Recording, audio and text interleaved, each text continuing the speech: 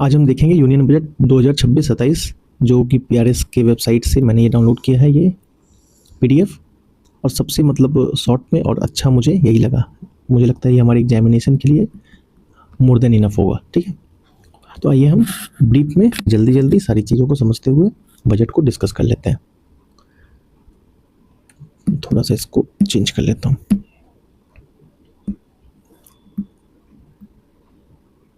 Okay, तो budget जो है हमारा ये 2026-27 का है।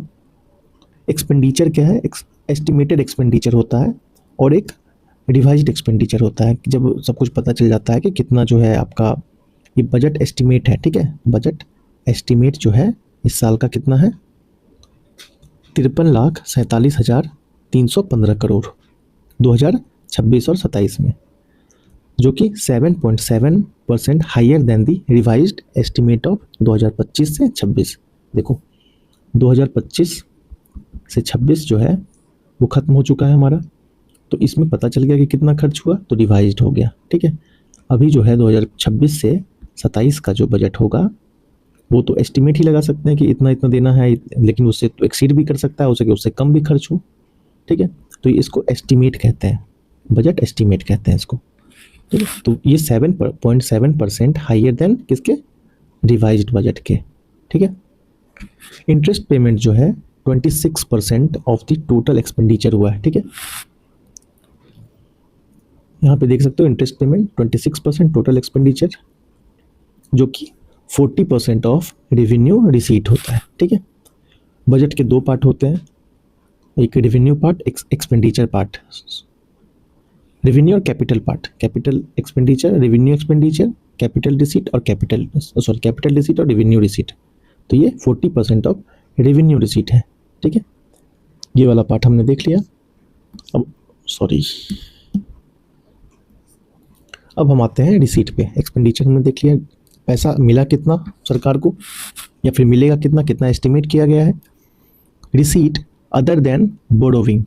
ठीक है, बोरोविंग जो हम बोरो करते हैं बाहर से, बेसिकली इसको फिस्कल डिफिसिट का मतलब सीधा समझ लो कि जितना हम बजट जो है अपना उसको जो एक्सीड करता है उसको पूरा करने के लिए जो पैसा हम एक्स्ट्रा लेते हैं उसको उतना ही फिस्कल डिफिसिट होता है आपका। इन 2026 to 27 are estimated to be rupees 36,51,547 crore, about 7.2% higher than the revised estimate, ठीक है, of 25-26। इंटरेस्ट पेमेंट जो था 26% of total expenditure, 40% of revenue receipt हो गया आपका। जो एक्सपेंडिचर पार्ट था इतना 53,47,315 करोड़, जो कि 7.7% higher than the revised estimate of 2026 से 27। अब आपका रिसीट वाले पार्ट में हो गया 36,51,547 करोड़, जो कि 7.7% हाइयर देन 25 से 26, जो कि रिवाइज्ड एस्टिमेट ऑफ 25 से 26 है। और टैक्स रेवेन्यू देख लेते हैं।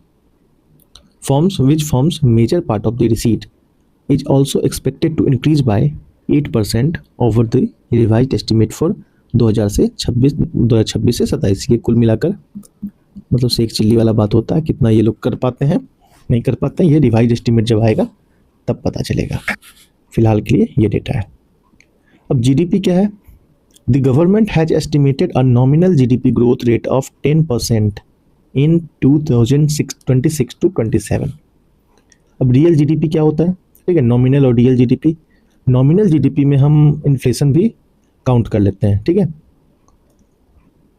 ठीक है, जैसे कि आप नॉमिनल जीडीपी देखो, रियल ग्रोथ प्लस इन्फ्लेशन, लेकिन रियल जीडीपी जो होता है ये एक्सक्लूड कर देता है, इन्फ्लेशन को काउंट नहीं किया जाता है, और ये कांस्टेंट प्राइस पे होता है। जैसे कांस्टेंट प्राइस अभी बदलने वाला है, 22-23 होने वाला है ना, तो ये जो है अभी ये 2011-12 पे जोड़ा गया होगा, ये मुझे लगता है, मतलब 11-12 पे जोड़ा गया होगा, और ये आपका एक साल के लिए जोड़ा जाता है। पिछले साल से इसको काउंट किया जाता है, नॉमिनल जीडीपी को, रियल जीडीपी को कांस्टेंट प्राइस पे, और उसमें इन्फ्लेशन को काउंट नहीं किया जाता है।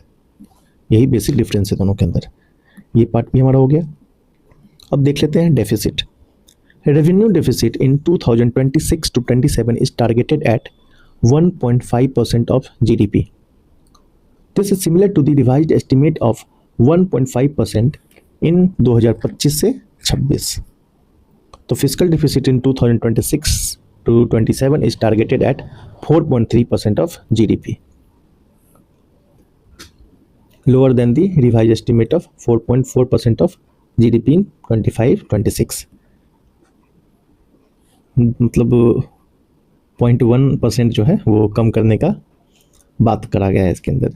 रेवेन्यू रिसीट, आपका रेवेन्यू रिसीट जो है देखो, revenue deficit in 2026-27 targeted at 1.5% of GDP, जो कि सिमिलर होगा रिवाइज एस्टीमेट का। अब फिजिकल डिफिसिट इन 2026-27 4.3%, ये डेटा याद रहना चाहिए, जो कि lower than the revise estimate of 4.4 था रिवाइज्ड में, तो 0.1% और घटा करके लिख दिया इसमें। अब कितना होगा ये अगले साल देखा जाएगा, फिलहाल के लिए अगर क्वेश्चन आता है तो यही लिखना है हमें। रिवाइज एस्टीमेट पूछ दे तो 4.4% लिखिए, इस साल के लिए पूछ ले तो 4.3% लिख दीजिए, कितना डिफरेंस है तो 0.1%। आगे बढ़ते हैं। डेट क्या है?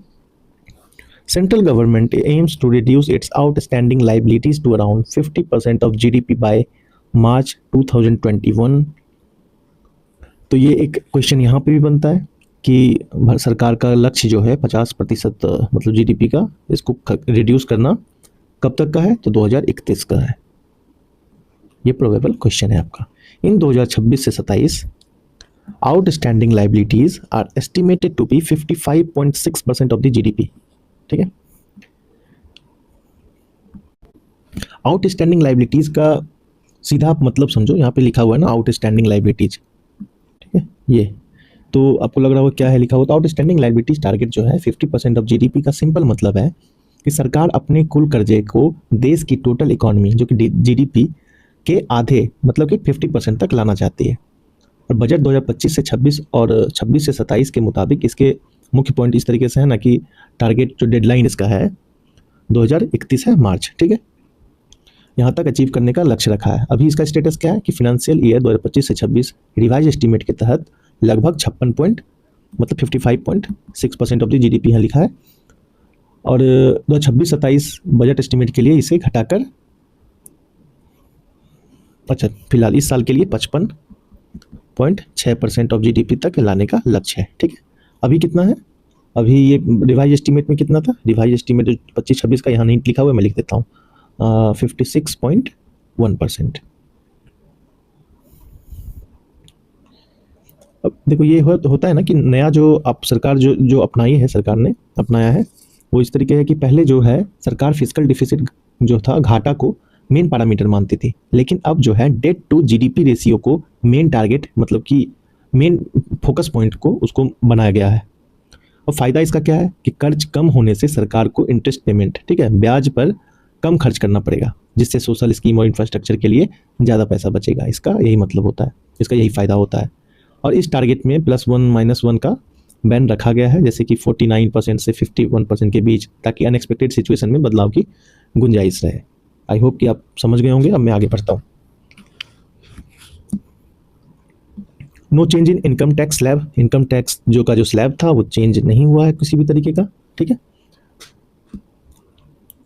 टैक्स हॉलीडे कब तक, until 2047 has been granted to foreign companies providing global cloud services using Indian data center provided services to the Indian customer are routed through an Indian reseller. Further, the tax holiday for units in international financial service center and offshore banking unit has been increased from 10 to 20 years.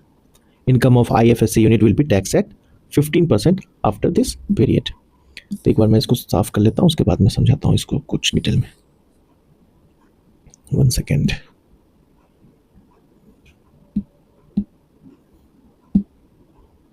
Okay, foreign companies जो कि global cloud services देती है, ठीक है, अगर वे India के data centre का उपयोग करती है तो उन्हें 2047 तक टैक्स हॉलीडे दिया जाएगा, इसका ये मतलब है। ठीक है, लेकिन इसके लिए कंडीशन है। कंडीशन क्या है, उनकी सर्विसेज इंडियन कस्टमर तक सीधे नहीं बल्कि इंडियन रीसेलर के माध्यम से पहुंचनी चाहिए। ठीक है, सिंपल मीनिंग इसका क्या है कि इसका मतलब है सरकार चाहती है कि भारत में डेटा सेंटर बने, टेक्नोलॉजी इन्वेस्टमेंट बढ़े और डिजिटल इंफ्रास्ट्रक्चर मजबूत हो, इससे भारत ग्लोबल डेटा हब बन सकता है। ये इसका मतलब था। आई होप आप समझ गए होंगे। अब टैक्स जो है इंक्रीज इन, एक सेकेंड, अच्छा, एक और चीज छूट गया ना यहाँ पे, sorry. In international financial centre services and offshore banking unit has been increased from 10 to 20 year. ठीक है, तो अब बात करते हैं कि आईएफएससी यानी कि इंटरनेशनल फाइनेंशियल सर्विस सेंटर की। आईएफएससी भारत में वह जगह है जहां इंटरनेशनल फाइनेंशियल सर्विसेज दी जाती हैं। भारत में जो आपका प्रमुख आईएफएससी है वो आपका गिफ्ट सिटी गुजरात के अंदर है। पहले आईएफएससी यूनिट को 10 साल का टैक्स हॉलीडे मिलता था, ठीक है, 10 साल तक टैक्स नहीं लिया जाता था उनसे। अब सरकार ने इसे बढ़ाकर 20 साल तक मतलब कर दिया है, लेकिन इसके बाद उनकी इनकम पर 15% का टैक्स लगेगा। आप देख सकते हो यहाँ पे 15% का टैक्स लगेगा। ऑब्जेक्टिव क्या है इसका? कुछ तो ऑब्जेक्टिव होगा ये करने का, तो हमेशा वाई पढ़ने की कोशिश करो। ठीक है, भारत को ग्लोबल फाइनेंशियल हब बनाना और फॉरेन इन्वेस्टमेंट को आकर्षित करना। आगे बढ़ते हैं, टैक्स ऑन शेयर बायबैक्स। अब समझते हैं कि शेयर बायबैक होता क्या है। जब कोई भी कंपनी अपनी ही शेयर्स मार्केट से वापस खरीदती है तो उसे शेयर बायबैक कहते हैं। अब सरकार ने एक नियम लागू कर दिया है कि अब शेयर बायबैक पर टैक्स कैपिटल गेन के रूप में लगेगा और प्रमोटर के लिए अतिरिक्त टैक्स भी होगा। जो इफेक्टिव टैक्स रेट जो है आपका 22% for corporate and 30% for non corporate promoters है। ठीक है, रीजन क्या है इसका? फिर से वही हम लोग जान लेते हैं कि उद्देश्य क्या है इसका, कि टैक्स अवॉइडेंस को रोकना और डिविडेंड डिस्ट्रीब्यूशन की तरह टैक्सेशन करना। ठीक है, आगे बढ़ते हैं, increase in security transaction tax. अब बात करते हैं एसटीटी यानी कि सिक्योरिटी ट्रांजैक्शन टैक्स की। यह टैक्स लगता है जब आप शेयर्स, फ्यूचर, ऑप्शन की ट्रेडिंग करते हैं। ठीक है, ये ट्रेडिंग वाली भाषा है, इस पर ज़्यादा आपको फोकस नहीं करना है, सीधा मतलब समझिए कि अब सरकार ने मतलब है जो इसका जो है टैक्स 0.0102% से 0.05 बढ़ा दिया है फ्यूचर पे, 0.1 to 0.15 on options and 0.125 to 0.15 on option exercised. Option exercised और फ्यूचर, तीन चीज़ें इसके अंदर। पर्पस क्या है इसका? पर्पस ये है कि मतलब कोई भी धड़ल्ले से जो है आजकल देखो ठेला वाला, रिक्शा वाला, कोई भी ट्रेडिंग जो है करने लग जा रहा है और उससे हो क्या रहा है, नुकसान भारी मात्रा में लोगों को हो रहा है।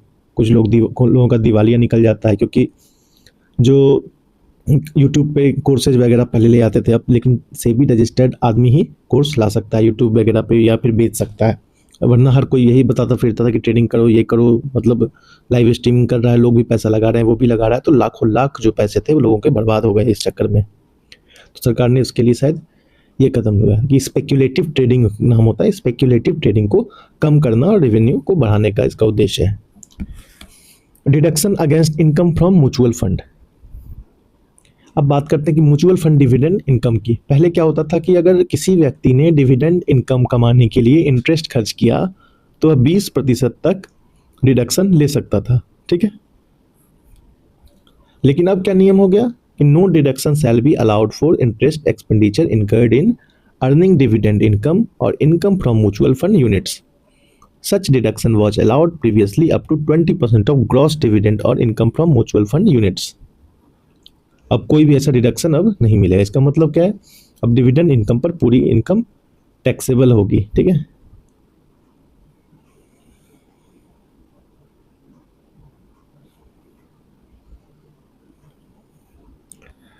मैं एक बार और समझ लेता हूँ, खुद मुझे भी समझ में नहीं आया। Deduction against income from mutual fund, no deduction shall be allowed for interest expenditure incurred in earning dividend income और income from mutual fund unit. Okay sir, okay ठीक है, समझ गया। मिनिमम अल्टरनेट टैक्स क्या है? मैट का उद्देश्य है कि कोई भी प्रॉफिटेबल कंपनी टैक्स से पूरी तरह बच नहीं सके। ठीक है, no credit accumulation shall be available for MAT from April 1, 2026। MAT rate is being reduced from 15% से 14%। MAT credit can be set off up to 25% of tax liability only in the new tax regime. अब इसमें दो बदलाव किए हैं। First change ये है कि मैट रेट 15% से घटाकर 14% कर दिया गया, बदलाव नंबर 1। बदलाव नंबर 2 क्या है कि अप्रैल 2026 के बाद मैट क्रेडिट एक्यूमुलेशन नहीं होगा, ठीक है, और जो क्रेडिट है उसे केवल 25% तक सेट ऑफ किया जा सकता है। ये भी हमने पढ़ लिया। Foreign asset of small tax payer disclosure scheme 2026। सरकार ने एक नया स्कीम शुरू किया, नाम है फॉरेन एसेट डिस्क्लोजर स्कीम 2026, ठीक है। यह स्कीम जो है उन टैक्स पेयर के लिए है जिनके पास फॉरेन एसेट है लेकिन उन्होंने डिस्क्लोज नहीं किया है। इस स्कीम में अगर वे वॉलंटरीली डिस्क्लोजर करते हैं तो पेनल्टी से राहत मिलेगी, प्रोसिक्यूशन से इम्यूनिटी मिलेगी, लेकिन उन्हें टैक्स एडिशनल लेवी और फिक्स्ड फी जो है ये देनी होगी। पर्पस इसका क्या है, इसका उद्देश्य क्या है, ब्लैक मनी को फॉर्मल सिस्टम में लाना, ब्लैक मनी को फॉर्मल सिस्टम में लाना। ये भी हमने देख लिया। अब आते हैं रिलैक्सेशन फॉर नॉन रेजिडेंट, ठीक है। These include a 5-year income tax exemption for supplying capital goods for electronic manufacturers. Second one, exemption of global income for expert non-resident working in India for up to 5 years under notified scheme. A third, MAT exemption has been extended to more categories of non-resident. अब इसको मैं थोड़ा सा समझा देता हूँ आपको कि रिलैक्सेशन फॉर नॉन रेसिडेंट जो है, सरकार ने नॉन रेसिडेंट के लिए कुछ टैक्स रिलैक्सेशन दिए हैं। मेजर रिलैक्सेशन, इलेक्ट्रॉनिक मैन्युफैक्चरर को कैपिटल गुड सप्लाई करने वाले को 5 साल का इनकम टैक्स एग्जेम्पशन है, पहला खत्म। दूसरा, एक्सपर्ट प्रोफेशनल जो भारत में काम करेंगे उनको उनकी ग्लोबल इनकम 5 साल तक टैक्स फ्री रहेगी, अच्छी बात है। तीसरा क्या है, मैट एग्जेम्पशन और अधिक नॉन रेसिडेंट कैटेगरीज तक एक्सटेंड किया, ये हमने मैट अभी पढ़ा था ऊपर। ऑब्जेक्टिव क्या है कि इंडिया में टेक्नोलॉजी ट्रांसफर बढ़ाना, स्किल्ड प्रोफेशनल को अट्रैक्ट करना, ठीक है, ये हमने पढ़ लिया। अब आगे आते हैं कि rationalisation of penalty and prosecution. सरकार ने टैक्स सिस्टम को आसान बनाने के लिए कई ऑफेंसेज को डीक्रिमिनलाइज किया है, okay. Several offences have been decriminalised और entail a maximum imprisonment of 2 years। कई मामले में अब मैक्सिमम इम्प्रिजनमेंट जो है 2 साल तक ही होगी। इससे क्या होगा, ईज ऑफ डूइंग बिजनेस बढ़ेगा और अननेसेसरी लिटिगेशन कम होगा। आखिरी हमारा जो ये बजट हाइलाइट्स है उसके अंदर का हम पढ़ लेते हैं कि tax collected at sources, tax collected at sources TCS on remittance of more than ₹10 lakh for the purpose of education और medical treatment has been reduced from 5% to 2%। इसको मैं आसान भाषा में आपको समझा देता हूँ, हाँ, डिटेल में क्यों ही जाना। यह टैक्स तब लगता है जब आप विदेश में पैसे भेजते हैं। रेमिटेंस का मतलब होता है कि विदेश में कोई आदमी अपना घर में पैसा भेजता है, भारत इसमें टॉप नंबर पे है।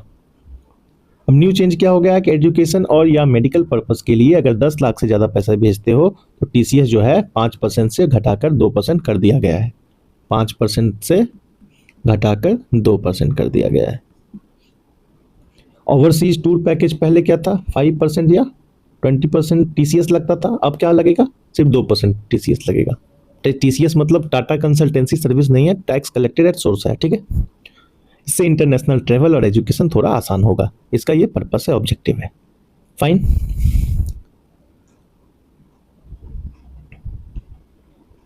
ठीक है। तो ये हमने मेन जो हमारा बजट का जो मटेरियल था वो हमने पढ़ा। अब आगे हम क्या देखेंगे, काफ़ी हमारा गिनविज हो गया है यहाँ पे। पॉलिसी हाइलाइट्स देखेंगे, बजट एस्टिमेट देख लेंगे, रिसीट वगैरह देखेंगे, स्पीड में हम लोग देख लेंगे, इसमें कुछ विशेष सब है नहीं।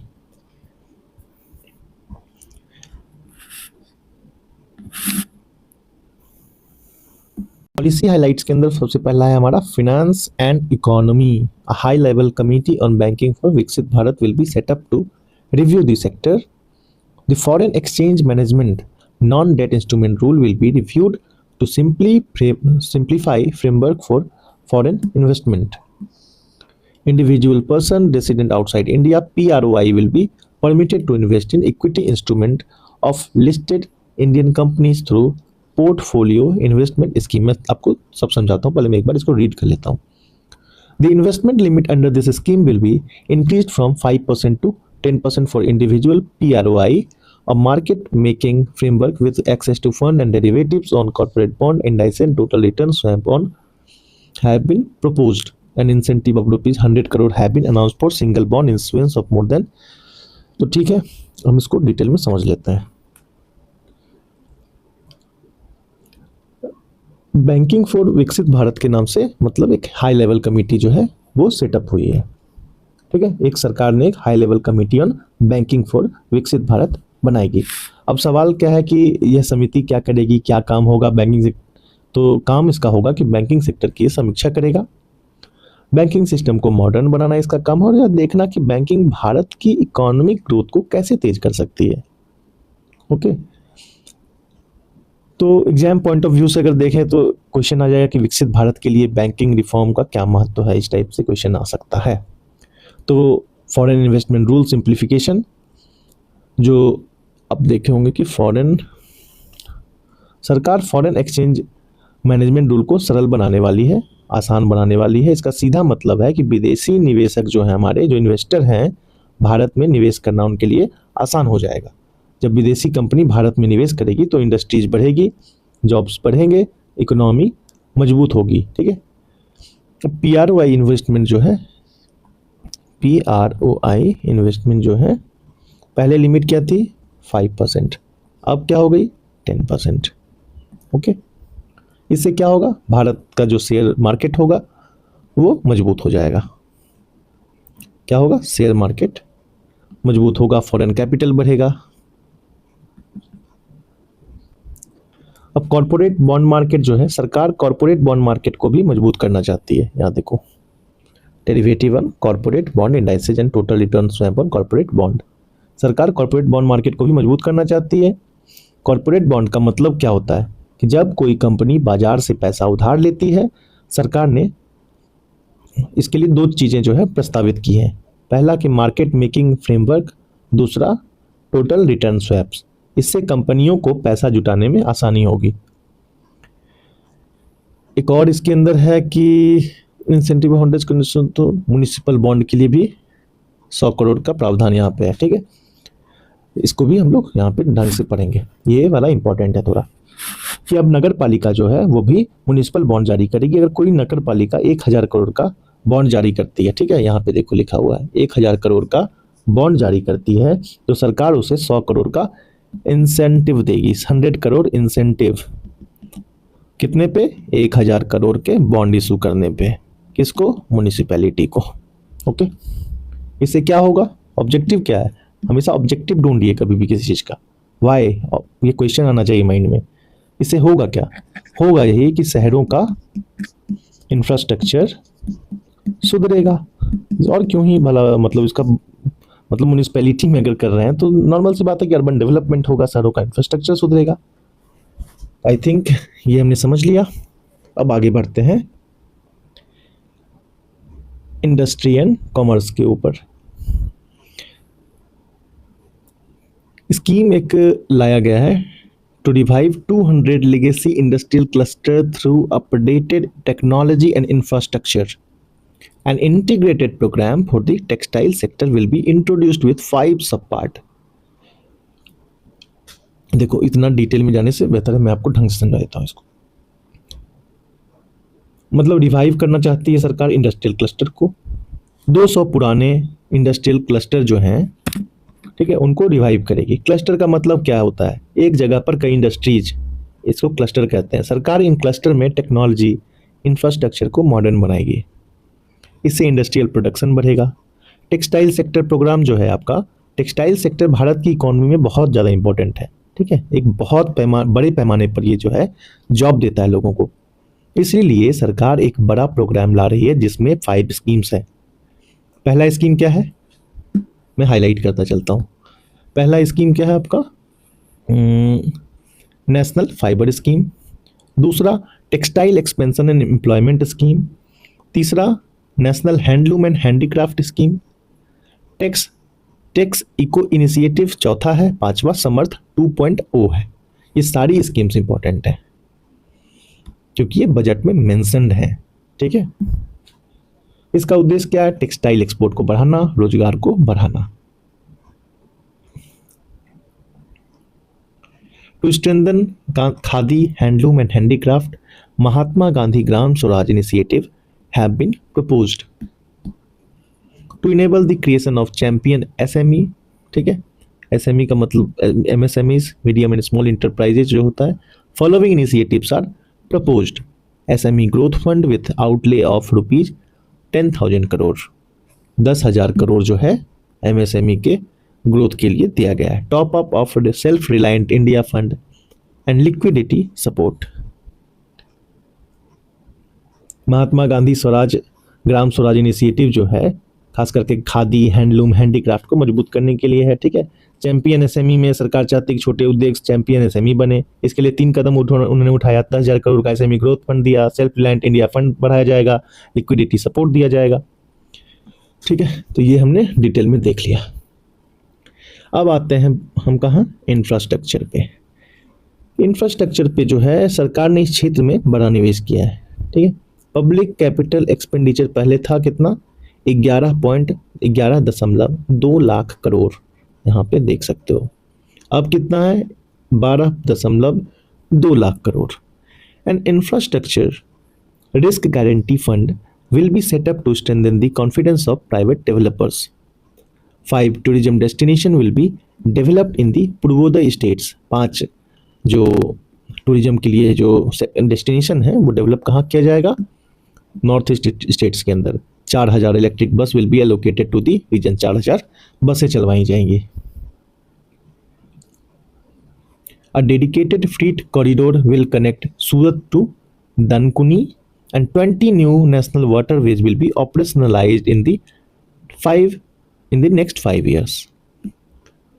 अब schemes will be launched for enhancement of construction and infrastructure equipment for container जो है हम लोग चाइना से इंपोर्ट करते हैं। ठीक है, तो ये सारी चीज़ें जो है इंफ्रास्ट्रक्चर पे सरकार करना चाहती है। एक बार मैं और रिवाइज कर देता हूँ। पूर्वोदय राज्य में 5 पर्यटन स्थल विकसित करेगी। पूर्वोदय का मतलब है पूर्वी भारत का विकास। इसके साथ 4,000 इलेक्ट्रिक बस भी दी जाएंगी वहाँ पे। फिर दूसरा आपका हो गया कि डेडिकेटेड फ्रीट कॉरिडोर, एक नया फ्रीट कॉरिडोर बनेगा। कहाँ से कहाँ तक? सूरत से दनकुनी तक। इससे माल ढुलाई तेज हो जाएगी। ठीक है, लॉजिस्टिक कॉस्ट कम हो जाएगा। नेशनल वाटरवे अगले 5 साल में कितने बनेंगे? 20 बनेंगे। 20 नए नेशनल वाटरवे चालू किए जाएंगे। यह सस्ता और पर्यावरण जो है अनुकूल ये ट्रांसपोर्ट होता है। जाहिर सी बात है इसमें पॉल्यूशन नहीं होगा, रोड ट्रांसपोर्ट जो रोड और रेलवेज के मुकाबले। अब आ जाते हैं हम डिटेल में अर्बन डेवलपमेंट। बाद बाकी चीज़ें जो हमने डिटेल में पढ़ ली, अब हम अर्बन डेवलपमेंट देखेंगे कि city economic region will be mapped based on specific road driver with allocation of 5,000 crore per CER over 5 years. 7 high speed rail corridor will be developed between the select cities. सरकार शहरों को economic region में विकसित करेगी। प्रत्येक जो city economic reason होता है, ठीक है, CER का मतलब सिटी इकोनॉमिक रीजन में 5,000 करोड़ 5 वर्षों में दिए जाएंगे। इससे शहर में इन्वेस्टमेंट, इंडस्ट्री, जॉब बढ़ेंगी। हाई स्पीड रेल कॉरिडोर, सरकार जो है कितने हाई स्पीड कॉरिडोर देना चाहती है? ये सारे क्वेश्चन जो है ना एग्जाम में छपते हैं डायरेक्टली बजट से। 7, ये नंबर याद रख लो। 7 कितने? 7 कितना देना चाहती? 5,000 करोड़ पर CER। ठीक है,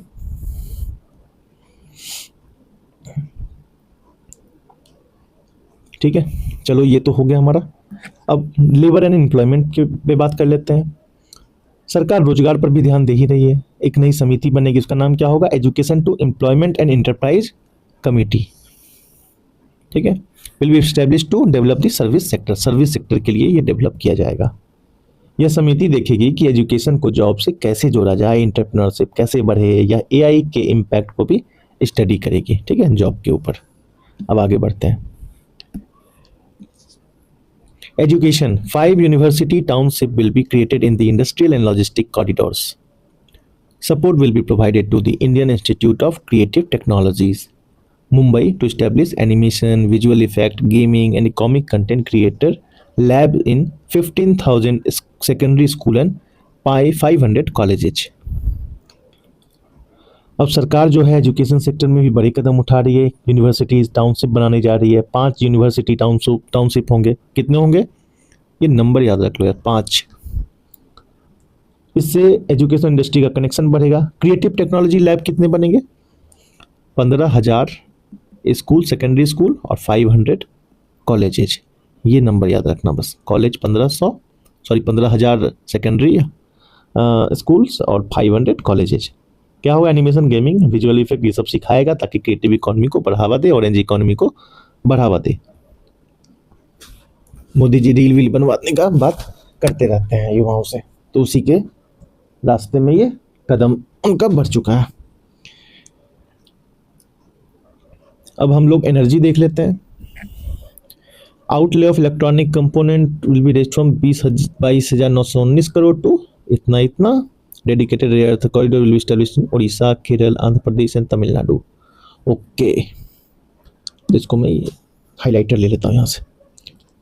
अब एनर्जी सेक्टर में देखिए कि इलेक्ट्रॉनिक मैन्युफैक्चरिंग स्कीम का जो बजट है वो कितना है, outlay of electronic component manufacturing scheme 22,919 crore से 40,000 करोड़ इसको बढ़ाकर कर दिया है। रेयर अर्थ कॉरिडोर एक जो है रेयर अर्थ मिनरल जो कि बहुत महत्वपूर्ण होता है, इसके कॉरिडोर बनाए जाएंगे। कहाँ कहाँ बनाए जाएंगे, उड़ीसा में, केरला में, आंध्र प्रदेश में, तमिलनाडु में। ठीक है।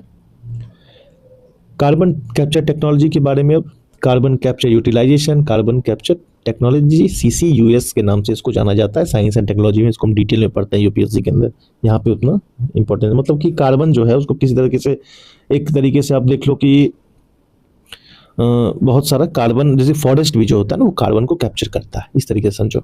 20,000 crore will be allocated over 5 years for carbon capture utilisation and storage, CCUS। Semiconductor mission 2 will be launched. चलो आगे बढ़ते हैं, हेल्थ पे जाते हैं। अब सरकार जो है हेल्थ सेक्टर में भी कई कदम उठाए गए हैं सरकार के द्वारा। एक अलाइड हेल्थ इंस्टीट्यूशन जो कि नए संस्थान बनाए जाएंगे, जैसे रेडियोलॉजी, एनेस्थेसिया, बिहेवियरल हेल्थ। फिर मैं इसको ये कर लेता हूँ, both public and private sector discipline such as radiology, anaesthesia, behavioural health. Medical tourism को प्रमोट करने के लिए 5 regional medical hub will be established. 3 all India institute of Ayurveda will be, जो नंबर है ना कॉलेजेज वगैरह के, ये सब इंपॉर्टेंट हैं, एग्जाम्स में क्वेश्चन बनता है, प्रोबेबल क्वेश्चन होता है ये, तो नंबर को ध्यान में रखना।